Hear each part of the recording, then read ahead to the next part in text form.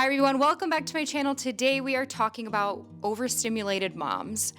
I didn't even really know this term until probably last year, and I was really struggling with putting a name and a description to what I was feeling and going through daily as a mom of 3. And so researching for this video was actually really helpful for me, and I was able to come up with 17 tips for overstimulated moms. I am by no means an expert on this topic, but I am an expert at being an overstimulated mom. As a parent of 3 kids under 6, I've definitely had my fair share of meltdowns, maybe even lately more because it's winter and we're kind of going a little bit stir crazy being indoors so much. But I really do feel like there's some great strategies and tools to kind of help us through those really tough moments. So what is an overstimulated mom? Maybe you haven't really heard about this. Well, AI has a great definition. Basically, it means experiencing emotional or sensory overload from the constant demands, noise, and activity that come with parenting. This often happens when a mom's mental, physical, or emotional energy is drained by the continuous need for attention, problem solving, and interaction from her kids. It can lead to feelings of anxiety, exhaustion, and irritability, especially in chaotic or noisy environments. Even small things like constant talking, mess, noise, or lighting can feel overwhelming, making it hard to stay patient or present. This overstimulation doesn't mean a mom isn't doing her best or doesn't love her kids, possibly means the balance between caring for children and herself is off. Acknowledging this is the first step toward managing it, whether through self-care, setting boundaries, or finding moments to recharge. I do want to add a disclaimer and say that if these feelings are persistent and they are affecting your mental health, such as ongoing anxiety or depression, then seeking professional care like a therapist or a counselor could be a good idea for you. I just want to make sure I'm distinguishing between overstimulation that's manageable, which is what I'm discussing today, versus when it's getting unmanageable and having to seek additional help. Okay, so number 1 is to know your triggers. Everybody is triggered by different things, and it's a good idea to recognize what's been the most triggering for you so that you can recognize the warning signs, so you can get a head start on getting that overload under control. If you don't know, something that helps is the next time you're experiencing sensory overload, ask yourself the question, if I can change one thing about this situation right now, what would it be? Keep a little list, and then that way you can start thinking through some solutions to make sure that you're getting ahead of that. Some really common ones that moms seem to be struggling with is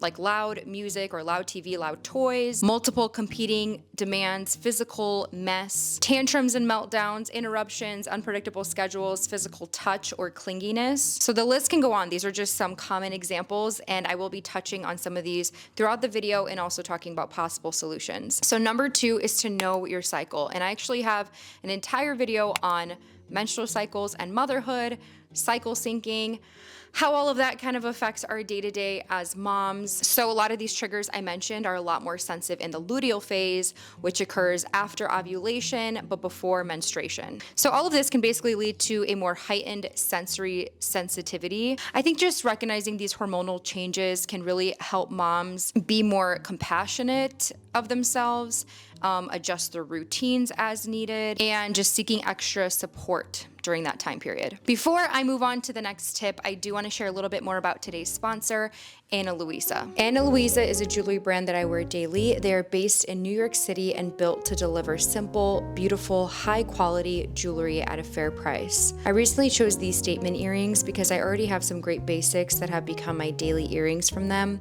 but I wanted to find something a little bit more elevated that I can wear when I'm more dressy. These are called the Dakota Marble Blue. They're so pretty. I love the blue details, but they are also simple enough for me to pull off because I really don't look good in gaudy or too ornate or chunky jewelry. So this is just a really good balance for me. But Ana Luisa really has so many styles you can choose from. There's something for everyone. Their jewelry is crafted to stand the test of time with strength and humidity testing. They're very long lasting, tarnish resistant, which is why I can wear them daily, to sleep, or in the shower. Contrary to a lot of quality jewelry brands, they won't break the bank with pieces starting at just $39. They offer free and fast US shipping and exchanges and affordable worldwide shipping.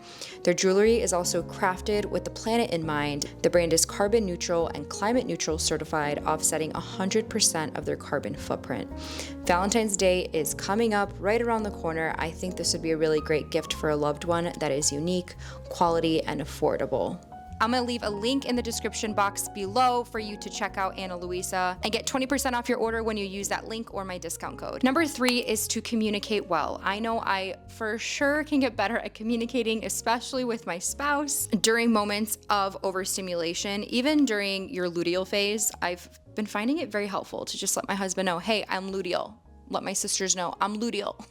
Simply use this line: I'm overstimulated right now and I just need blank in this moment. So one of my triggers specifically is like loud, upbeat music. Not that I never like that type of music, but there's just certain moments where I'm feeling so overstimulated that to have additional music in the background along with like the noise of the kids just feels too much for me. It's unfortunate for Richie because he loves having fun, upbeat music on almost all the time when he's home. There was a moment where he was just like having fun putting on his music, and I was like inside my head, oh my goodness, I'm so irritated right now.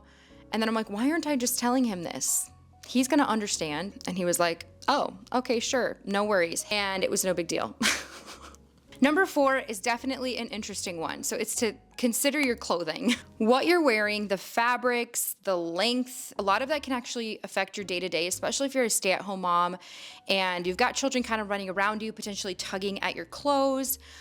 You've got clothes that like might be getting stuck in things or getting caught in the drawer, just feel like they're in your way and you can't perform like your normal daily functions effectively. Personally, like that's a reason why I won't wear long dresses every single day. Like here and there is fine, especially in the summertime when it's warmer. Things like wool makes my skin feel so itchy. So this is something that I feel like can just go unnoticed. Maybe you're getting irritated, but like you're not putting the two together, that's what's causing it. Or even like lately, I realized I really love wearing aprons. They're so practical. I've got my pocket there to hold what I need to hold. I can easily wipe my hands. The kids are all over me all day. So like the boogers, the tears, instead of going on like my white t-shirt or something, it can all just go on an apron. I found that to actually take away some like overwhelm throughout the day. Something interesting to consider. Okay, number 5 is put your phone down. Yes, doom scrolling can actually make moms feel even more overstimulated in the long run, although in the moment you feel that you are getting that immediate satisfaction. It exposes us to this constant stream of negative information. And it can often lead to sensory overload because your brain is just taking in so much information without any sort of mental reset. Phones, especially for stay-at-home moms, have become a little bit of an escape. Like I'm guilty of that for sure, where I just feel like I'm not in control of what's going on around me and it feels chaotic. So like I'll just grab my phone and start scrolling almost like as just this escape from what's happening around me. So instead of providing us relief, it's actually just adding to our mental exhaustion. Number 6 is to try some noise reducing earplugs or pop in your headphones and you can do like the hear through mode. So you are not ignoring your kids. I want to make that very clear. These are specifically used to kind of drown out the loud, overwhelming noises, but you can still actually hear what's going on. But a crying baby can reach a decibel of 120, which is close to the intensity of a departing airplane. So that is loud. That is intense. I remember watching a show. It was like a competition and they apparently took these people captive. It wasn't real, but they were torturing them essentially by putting headphones on them for hours with crying baby sounds. And I was like, wow, that's literally what moms go through every single day. And we're trying to not lose our minds, right? So it really can affect us mentally when we're hearing that so often. I'm out of the like baby stage, but my 1-year-old, oof, he can't talk yet. So he's so frustrated with communication. He just screeches to get my attention. It is so difficult sometimes to like compose myself. And that's why I've been using headphones recently. Loop earplugs is a brand of headphones. I haven't tried them personally. I have some friends who have, and they really love them. So I do want to try it out. Right now I just use my AirPods. Number 7 is to get into a routine. And this kind of ebbs and flows with us. Like generally, I thrive off of routines. We all do. But there are definitely moments like during the holidays where we just get completely out of routine. And then like beginning of this year, honestly, was crazy. So we are now trying to get back into it. It helps me feel less overstimulated by reducing that decision fatigue and just creating predictability. throughout the day for both me and the kids. Additionally, routines really can carve out some time for self-care, which brings me into the next point, number 8, and it is scheduling alone time. Some mamas don't need too much alone time. Some mamas need a lot of alone time. I guess it even depends if you're an introvert, if you're an extrovert. What does recharging look like to you? And it doesn't even have to be that complicated. It could literally be like letting your spouse know when they get home that you need to go sit alone in your bedroom for 1 hour and just nobody speak to them. Other times it might be literally getting a massage, like truly booking something for yourself. It's actually fact that it makes us more tolerant and patient and happier to be around when we have that time to ourselves to recharge. Number 9 is to try essential oils. An oil diffuser can help a mom feel more calm, more relaxed, reducing that stress, promotes relaxation. Lavender, chamomile, and eucalyptus are some really good ones, specifically for soothing and reducing mental fatigue and anxiety. Additionally, even just the act of setting up the oil diffuser is a calming. Like, I've experienced that, especially like in that moment of chaos where my kids are kind of just like all around me, and I'll just pull it out in the kitchen, pouring in the drops, starting to smell it, and then like it comes out. It just chills me out, even that entire process.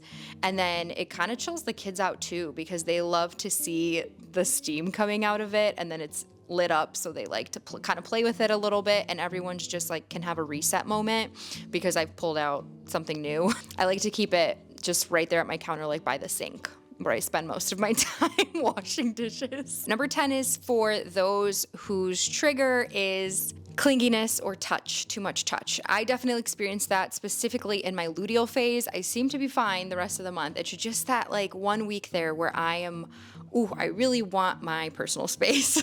And with kids, that's a tough one. So try to set up a no-touch timer, okay? Just set up like a 10-minute timer on your phone and let your kids know, right? We're trying to communicate with them in a fun way. Nobody can touch mommy for the next 10 minutes. Mommy needs a little bit of space. Maybe you actually set up like their stuffed animals so they have something else to cuddle with, or their favorite blanket, or maybe dad's there and you say, everybody cuddle dad for the next 10 minutes.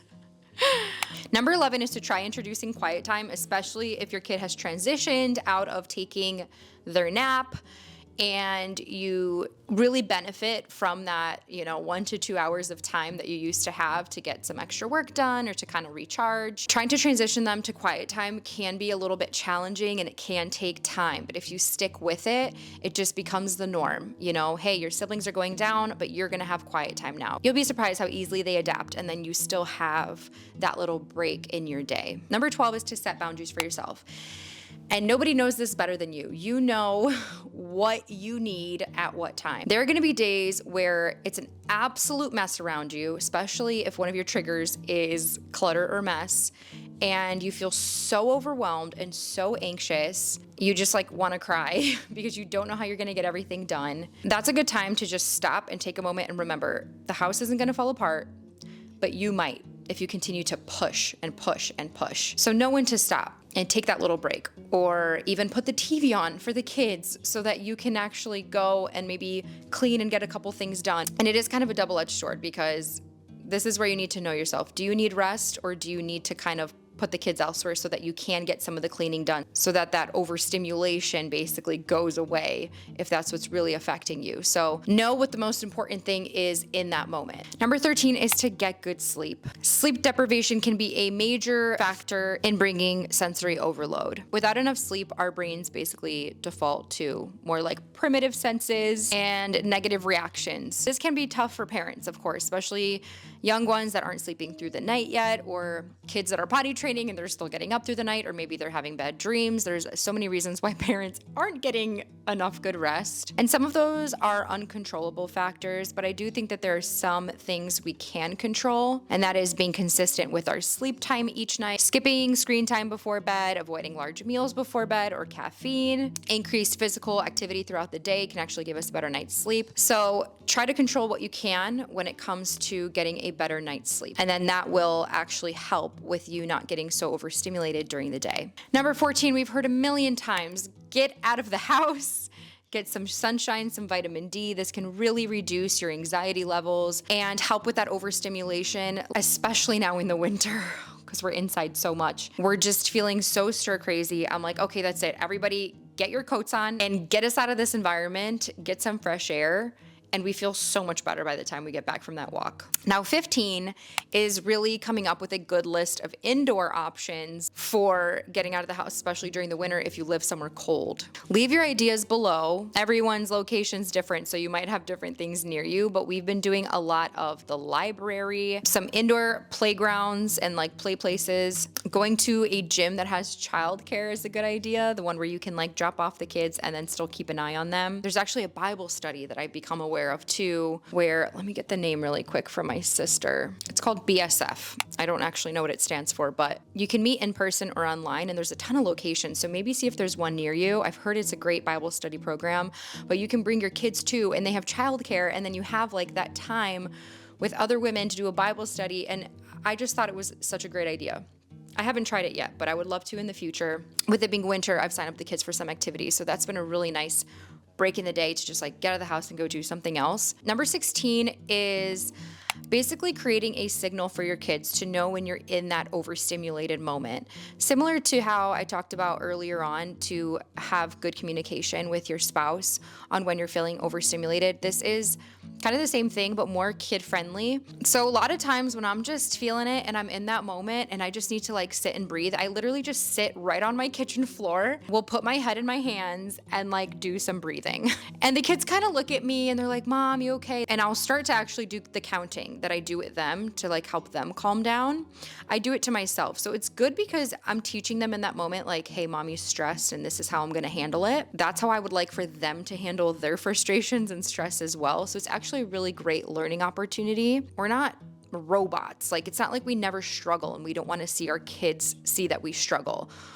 We're real humans with feelings just like them, and we have tough moments too. So whatever your signal is, if you stick to the same signal in those moments, your kids start to learn. And last but not least is number 17, and that is to remember grace. We will fall short as moms. We do a lot for our kids, for our families. Sometimes we go unappreciated. And I do want to remind you that the Lord sees every single thing that you do, every little task, no matter how small and meaningless it is. God is aware. And so especially for stay-at-home moms that are doing this day in, day out, you know, we work unto the Lord and then we fall short and then we're caught up in his grace again. I do want to read this verse as an encouragement. 2 Corinthians 12:9. But he said to me, my grace is sufficient for you, for my power is made perfect in weakness. Therefore, I will boast all the more gladly of my weaknesses, so that the power of Christ may rest upon me. This is a beautiful reminder that God's grace is enough even when we feel weak and overwhelmed. It's not about being perfect. It's about leaning into his sufficiency and giving ourselves permission to rest in his grace. So I leave you with that. Thank you so much for watching this video. I really do hope it was helpful. Feel free to let me know in the comments if this is something that you struggle with and maybe some of the tools and ideas that you've used to get through those tough moments. Love you guys so much, and I'll see you in the next video.